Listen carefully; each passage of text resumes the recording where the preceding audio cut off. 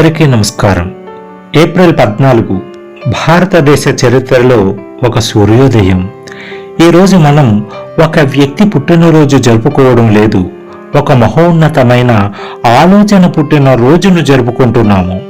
సాధారణంగా అంబేద్కర్ అంటే మనకు గుర్తొచ్చేది రాజ్యాంగం, రిజర్వేషన్లు లేదా ఒక వర్గానికి చెందిన నాయకుడు. కానీ అది నిజం కాదు. అంబేద్కర్ అంటే ఒక సముద్రమంత జ్ఞానం, ఆకాశమంత ఓర్పు, అగ్నిపర్వతం లాంటి ఆశయం. మిత్రులారా, మనం ఏటా అంబేద్కర్ విగ్రహాలకు పూలదండలు వేస్తున్నాం, నినాదాలు చేస్తున్నాం. కానీ అంబేద్కర్కు మనం ఇవ్వాల్సిన నిజమైన నివాళి అది కాదు. ఆయన రాసిన పుస్తకాల్లోని ఒక వాక్యాన్ని మన జీవితంలో అమలు చేయడమే అసలైన నివాళి. అంబేద్కర్ గురించి మనకు తెలియని విషయాలు చాలా ఉన్నాయి. ఆయన కేవలం రాజకీయ నాయకుడు కాదు, ఆయన ఒక గొప్ప ఆర్థికవేత్త. నేడు మనం చూస్తున్న రిజర్వ్ బ్యాంక్ ఆఫ్ ఇండియా ఏర్పాటుకు పునాది ఆయన రాసిన the problem of the rupee అనే పరిశోధనా గ్రంథమే. ఆయన పట్టుదల ఎలాంటిదో తెలుసా? లండన్ స్కూల్ ఆఫ్ ఎకనామిక్స్ లో 8 ఏళ్లలో పూర్తి చేయాల్సిన కోర్సును కేవలం 2 ఏళ్ల 3 నెలల్లో పూర్తి చేశారు. రోజుకు 18 గంటల పాటు లైబ్రరీలోనే గడిపేవారు. ఆకలి వేస్తే ఒక రొట్టె ముక్క తిని నీళ్లు తాగి చదువుకునేవారు. జ్ఞానం కోసం ఆయన పడ్డ తపన నేటి యువత గూగుల్లో వెతికిన సమాచారం కంటే కొన్ని వేల రెట్లు గొప్పది. మిత్రులారా, అంబేద్కర్ లాంటి వారు ఇప్పుడు సమాజంలో ఎందుకు లేరు అని మనం ప్రశ్నించుకుంటే సమాధానం మనలోనే ఉంది. ఇప్పుడు మనకు సౌకర్యాలు పెరిగాయి, కానీ సంకల్పం తగ్గింది. అంబేద్కర్కు ఎదురైన అవమానాలు ఆయనను కుంగదీయలేదు, పైగా ఒక ఆయుధంగా మారాయి. నేటి యువత చిన్న విమర్శ ఎదురైతేనే నీరసించిపోతున్నారు. అంబేద్కర్ లాంటి ఆలోచన విధానం రావాలంటే సౌకర్యవంతమైన జీవితం నుంచి బయటకు రావాలి. సమాజం పట్ల బాధ్యత ఉండాలి. నేడు ర్యాంకులు సాధిస్తున్న వారు పత్రికల్లో కనిపిస్తున్నారు, కానీ ఆ తర్వాత ఎక్కడో కార్పొరేట్ ఆఫీసుల్లో అధిక జీతాల కోసం పనిచేస్తూ కనుమరుగవుతున్నారు. చదువు అనేది కేవలం జీవనాధారం కోసం కాదు, అది సమాజాన్ని మార్చే సాధనం కావాలి. అంబేద్కర్ చదివిన చదువు తనను తాను ఉద్ధరించుకోవడానికి కాదు, తన జాతిని, తన దేశాన్ని ఉద్ధరించడానికి ఉపయోగపడింది.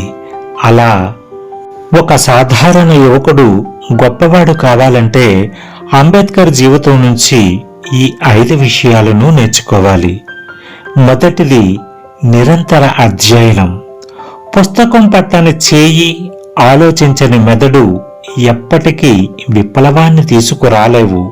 మీరు ఏ రంగంలో ఉన్నా అందులో అత్యున్నత స్థాయికి వెళ్లే వరకు చదవండి. రెండవది క్రమశిక్షణ కలిగిన తిరుగుబాటు. అన్యాయం జరిగినప్పుడు అరవడం కాదు, దాన్ని చట్టబద్ధంగా, తార్కికంగా ఎదిరించే మేధస్సు సంపాదించాలి. మూడవది ఆత్మగౌరవం. నేను ఎవరికీ తక్కువ కాదు అనే భావన మీ నరాల్లో ప్రవహించాలి. ఇక 4వది సమాజ హితం. నీ ఎదుగుదల నీ కుటుంబానికే పరిమితం కాకూడదు, నీ ఊరికి, నీ దేశానికి ఉపయోగపడాలి. ఇక చివరిది 5వది ఓటమిని సవాల్ చేయడం. అవమానాలే మీ పునాదులు కావాలి. మిమ్మల్ని తక్కువ చేసిన చోటే మీరు తల ఎత్తుకుని నిలబడాలి.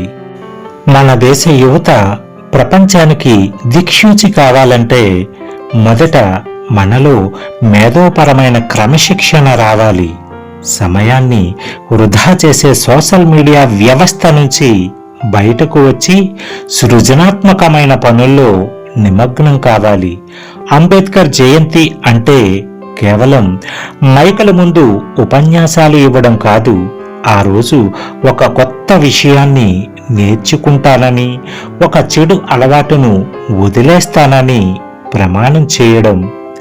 అంబేద్కర్ రాజ్యాంగం రాయడం వల్లే గొప్పవాడు కాలేదు. ఆయన గొప్పవాడు కాబట్టే భారతదేశం తన భవిష్యత్తును ఆయన చేతుల్లో పెట్టింది. మీరు కూడా మీ రంగంలో అంతటి నిష్ణాతులు కావాలి. అప్పుడే అధికారం మిమ్మల్ని వెతుక్కుంటూ వస్తుంది. చాలా మంది అడుగుతుంటారు, నేను గొప్పవాడిని కావాలని అనుకుంటే సరిపోతుందా అని. లేదు మిత్రమా, అనుకుంటే సరిపోదు. ఆశయం నీ నిద్రను దూరం చేయాలి. కడుపు మండినప్పుడు వచ్చే ఆకలి కంటే ఏదైనా సాధించాలి అనే కసి ఎక్కువగా ఉండాలి. అంబేద్కర్ చనిపోయి దశాబ్దాలు గడిచినా ఈరోజు మనం ఆయన గురించి మాట్లాడుకుంటున్నాము అంటే దానికి కారణం ఆయన సృష్టించిన ప్రభావం. చచ్చిన తర్వాత కూడా బతకాలంటే నీ స్వార్థం కోసం కాకుండా పరార్థం కోసం బ్రతకాలి. నీకంటూ ఒక సిద్ధాంతం ఉండాలి. నేను చదువుకుంటాను, బాగుపడతాను అనేది సామాన్యుడి ఆలోచన.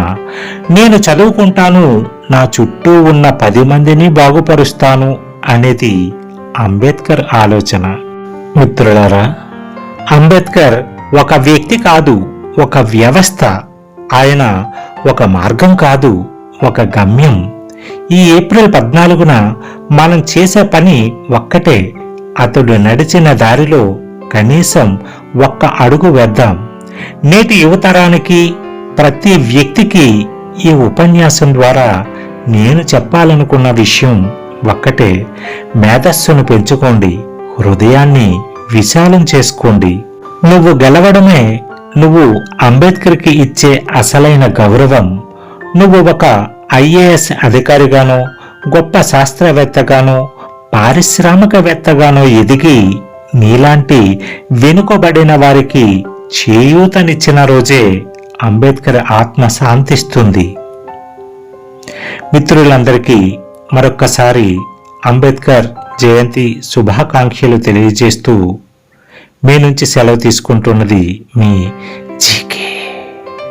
ఫ్రెండ్స్, ఇది ఈరోజు వీడియో. ఈ వీడియో కానీ మీకు నచ్చినట్లయితే లైక్ చేయండి. ఈ వీడియోని మీ మిత్రులకు షేర్ చేయండి. ఇలాంటి మరిన్ని వీడియోల కోసం మన ఛానల్ని సబ్స్క్రైబ్ చేయండి. మీ అభిప్రాయాన్ని మాత్రం కామెంట్ చేయటం మర్చిపోకండి. ఫ్రెండ్స్, ఇది ఈరోజు వీడియో. మరో వీడియోతో మళ్ళీ కలుద్దాం. అంతవరకు సెలవు. నమస్తే.